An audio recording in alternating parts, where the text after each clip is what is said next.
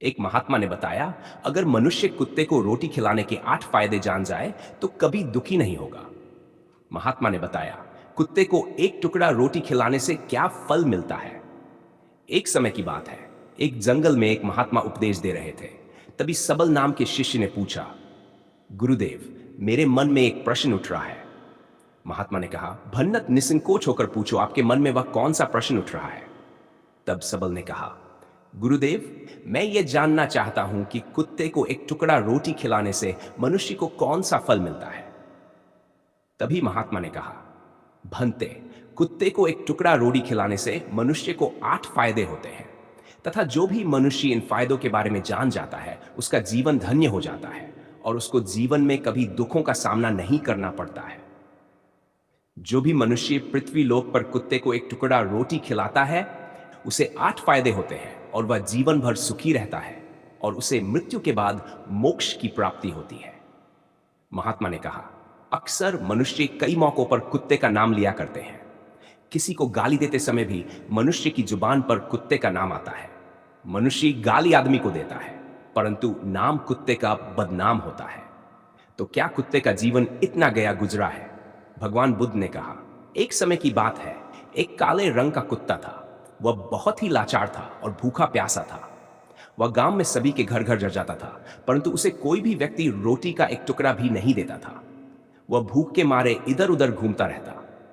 एक दिन वह गांव के बाहर नदी के किनारे एक ऋषि के आश्रम पर पहुंच गया और ऋषि से कहने लगा, हे मुनिवर, मुझे लगता है आप बहुत ही विद्वान तथा ज्ञानी हैं, इसीलिए मैं भूखा प्यासा आपके पास आया हूं। कृपा करके आप मुझे एक टुकड़ा रोटी का दे दीजिए, जिसे मैं खाकर अपनी भूख को शांत कर लूं। तभी वह ऋषि कहता है, हे स्वान, क्या तुम्हें गांव में एक टुकड़ा रोटी का किसी ने नहीं दिया जिसे तुम खाकर अपनी भूख मिटा सको? महात्मा ने कहा, भंते, वह कुत्ता ऋषि से कहता है, हे मुनिवर, मैं आपको क्या बताऊं, आप मेरी बातों पर विश्वास नहीं करोगे। तभी वह ऋषि कहता, हे स्वान, तो बताओ, तुम्हारी बातों पर मैं विश्वास अवश्य करूंगा, मुझे तुम बहुत ही लाचार दिखाई पड़ते हो। तभी वह कुत्ता कहता है, ठीक है मुनिवर, मैं तुम्हें अपनी भीति बताता हूं। महात्मा ने कहा, कुत्ता ऋषि से कहता है, हे मुनिवर, दुनिया के लोग हम पर रहम करो। हमारा कोई घर नहीं होता है, कोई आसरा नहीं होता है, कमाकर खाना हमें नहीं आता है, हमें वस्त्र भी पहनने का ज्ञान नहीं है, इसलिए सर्दी, गर्मी और बरसात में हम ऐसे ही घूमते रहते हैं। हमें पढ़ना लिखना भी नहीं आता। महात्मा ने कहा, वह कुत्ता कहता, मुनिवर, आपकी तरह हमें अनुशासन नहीं आता, हमें आपकी तरह बोलना नहीं आता। ये हमारा दुर्भाग्य ही समझिए, परंतु हमें आपकी तरह भूख भी लगती है, चोट लगने पर हमें आपकी तरह पीड़ा भी होती है, हमें आपकी तरह रोना भी आता है। बस इन्हीं 3 कामों में हम आपकी बराबरी करते हैं, इसलिए हम पर दया दिखाए, हमें और कष्ट मत दीजिए। ईश्वर ने तो हमें वैसे भी कष्ट देकर ही भेजा है, ऊपर से आप लोग हमें परेशान करते हैं। हम आपकी तरह मनुष्य नहीं हैं, हम पराधीन जीव हैं। जब हमारा जन्म हुआ उस समय हमारे आंख कान बंद थे। कह नहीं सकते कि उस समय आपके जन्म पर जैसे नाच गाना होता है, बाजे बजते हैं, खुशी मनाई जाती है, हमारे जन्म पर भी यह सब हुआ होगा। हमारे जन्म पर किसने खुशी मनाई होगी? हम जिस बिछौना पर थे वह रुई का नरम तो था, सर्दी बिल्कुल नहीं लगती थी।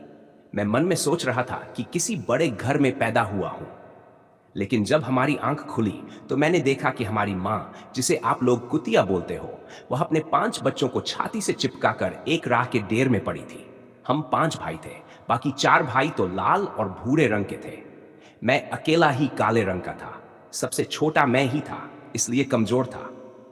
मेरी मां हम लोगों के पास कम ही आती थी, क्योंकि उसे भी अपने भोजन की व्यवस्था करनी पड़ती थी। यदि वह ना खाती तो हमें दूध कहां से पिलाती? उस एक मां पर हम 5 भाई निर्भर थे। वह बेचारी अपने भोजन के लिए इधर उधर दौड़ती रहती थी। कभी भोजन मिल भी जाता था, कभी नहीं भी मिलता था, लेकिन वह हमेशा हम 5 का बड़ा ख्याल रखती थी। आखिर वह हमारी मां थी। वह रात भर जाकर गांव की रखवाली करती थी। किसी की मजाल नहीं थी कि कोई अनजान आदमी बुरी नीयत से गांव की तरफ भी झांक जाए। दूसरे गांव के कुत्ते भी हमारी मां के डर से गांव में नहीं आते थे। गांव के किसी किसान के खेत में कोई जानवर खड़ी फसल खाने आते तो हमारी मां उसे दौड़कर भगा देती। गांव वालों के लिए इतना सब करने के बाद भी कोई मनुष्य तो हमारी मां को भोजन तक नहीं देता था। भोजन के लिए हमारी मां को मजबूर होकर छीना झपटी करनी पड़ती थी। कई बार तो लोग उसे लाठी डंडों से पीट पीट कर भगा देते थे। बेचारी उस दिन भूखी प्यासी रहकर पेट की आग से जलती रहती थी। महात्मा ने कहा, वह कुत्ता कहता है, हे मुनिवर, आखिर भूख तो हमें आपकी ही तरह लगती है। ऊपर से उसे अपने 5 बच्चों की चिंता भी लगी रहती थी। आखिर मां जो थी, भूख उसे चैन से बैठने नहीं देती थी और गांव वालों का भी उसे देखकर हृदय नहीं पसीजता था। तो बेबस होकर उन लोगों के घरों में चोरी से घूमना पड़ता था और खाने की कोई चीज मिल जाती तो उसे खाकर अपने पेट की आग बुझा लेती थी। कई बार तो लोग उसे खाने की वस्तु ले जाते हुए देखते तो लाठी डंडे लेकर उसके पीछे पड़ जाते। कुछ निर्दय लोग तो कई बार उसे घर के अंदर बंद करके पीटते थे। हमारी मां का बुरा हाल कर देते थे। फिर वह कुत्ता अशी से कहता है, हे मुनिवर, हमारी मां ने क्या बिगाड़ा था? उसने सिर्फ अपने पेट के लिए भोजन ही तो चुराया था। चोरी करने का हमें कोई शौक नहीं है, पर पापी पेट हमें यह सब करने के लिए मजबूर कर देता है। एक दिन की बात है, बड़ी जोरदार बरसात हुई, ओले पड़े थे, ठंडी हवा चल रही थी। उस ठंड में ठिठुर कर हमारे 3 भाई मर गए। उस दिन हमारी मां बहुत रोई थी, लेकिन मनुष्य हमारी पीड़ा को नहीं समझे क्योंकि उसके बच्चे थोड़े ही मरे थे। फिर वह कुत्ता कहता है, हे मुनिवर, अब हम सिर्फ 2 भाई रह गए थे। हमारी मां हम दोनों की अच्छे से देखभाल करने लगी। फिर एक दिन उसी गांव में ठाकुर साहब के घर पर दावत चल रही थी और अनेक प्रकार की मिठाइयां बन रही।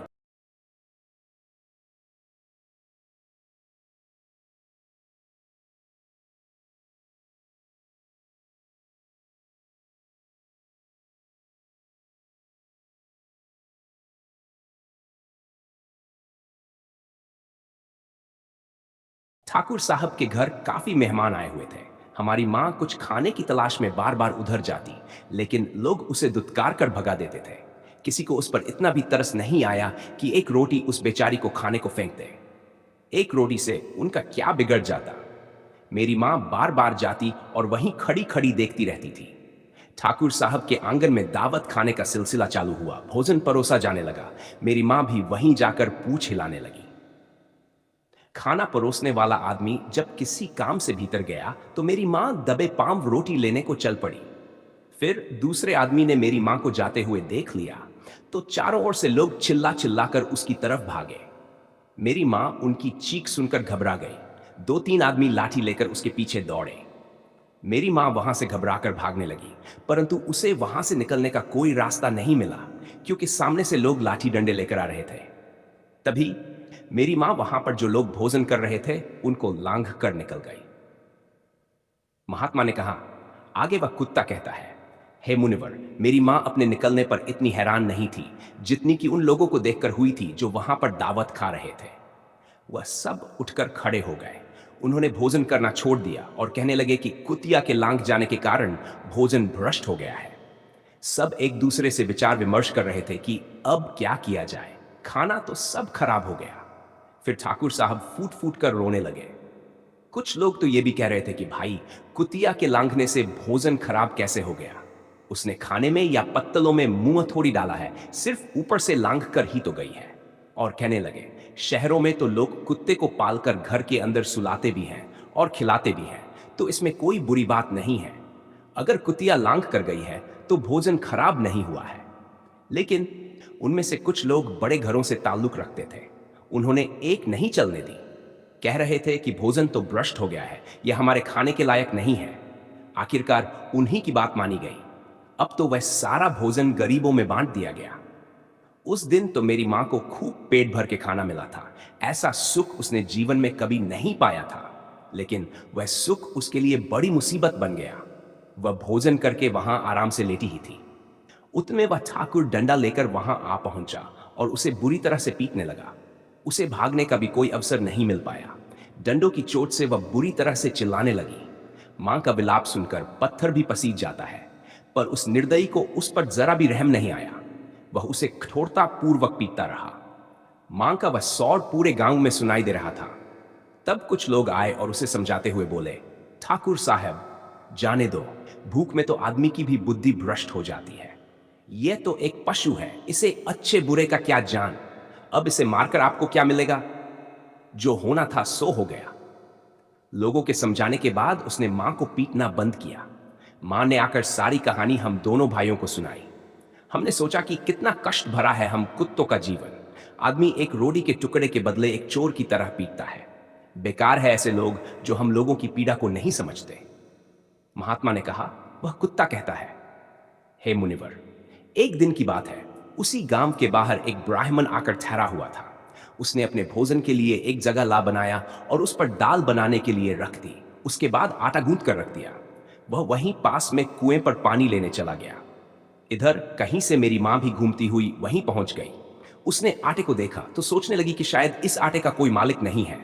यही सोचकर वह उस आटे को खाने लगी। उधर उस ब्राह्मण ने कुएं के पास से देखा कि उसका आटा एक कुतिया खा रही है, तो वह बड़ा दुखी हुआ। वह बेचारा रोने लगा, क्योंकि वह भी 2 दिनों का भूखा और थका हुआ था। कुछ लोगों ने उसे कहा, अरे ब्राह्मण देवता, इस कुतिया ने तुम्हारा भी आटा बिगाड़ दिया। कल तो इसने ठाकुर साहब की पूरी रसोई बिगाड़ कर रख दी।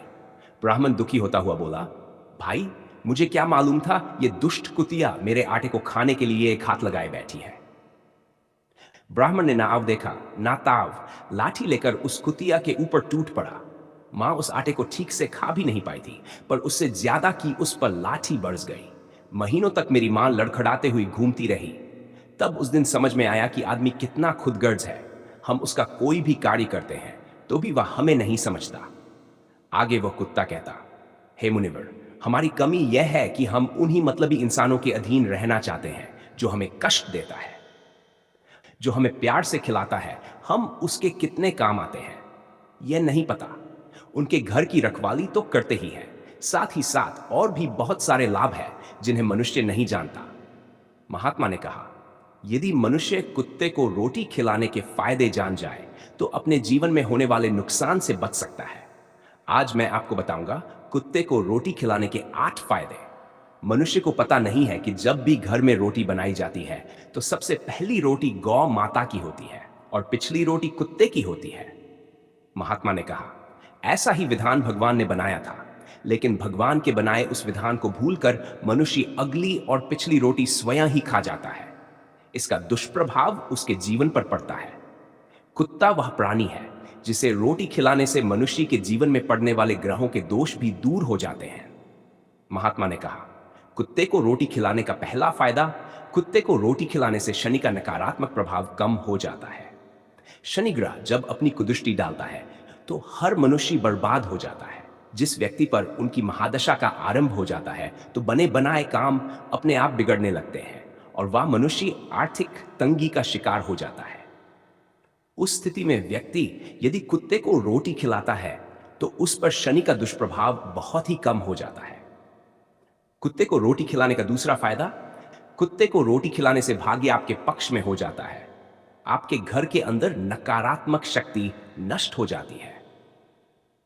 कुत्ते को रोटी खिलाने का तीसरा फायदा, कुत्ते को रोटी खिलाने से माता लक्ष्मी प्रसन्न हो जाती है और आपके घर में धन दौलत की कभी कमी नहीं रहती है।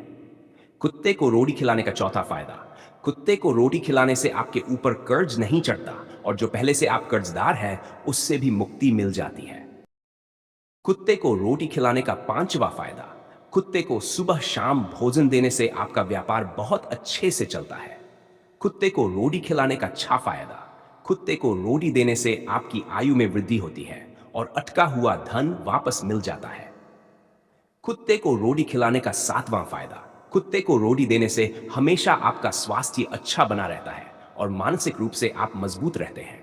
आपका मन हमेशा ऊर्जावान रहता है, अच्छे विचार आपके मन के अंदर आते हैं।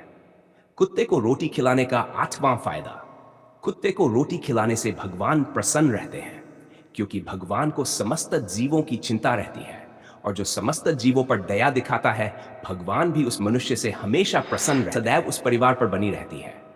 आपने अपने बुजुर्गों से सुना होगा, कहते हैं कि जब कुत्ता रोता है तो अब सगुन होता है, कोई संकट आता है, किसी की मृत्यु होती है। इसलिए कुत्ते को कभी रुलाना नहीं चाहिए। इस प्रकार से महात्मा ने सबको कुत्ते को रोटी खिलाने के 8 फायदे बताए और जो भी मनुष्य कुत्ते को रोटी खिलाता है तो उसे इन 8 फायदों का फल प्राप्त होता है। वीडियो अगर पसंद आया हो तो वीडियो को लाइक करें और हमारे चैनल टाइम को सब्सक्राइब करें और अपने दोस्तों के साथ शेयर करें। धन्यवाद।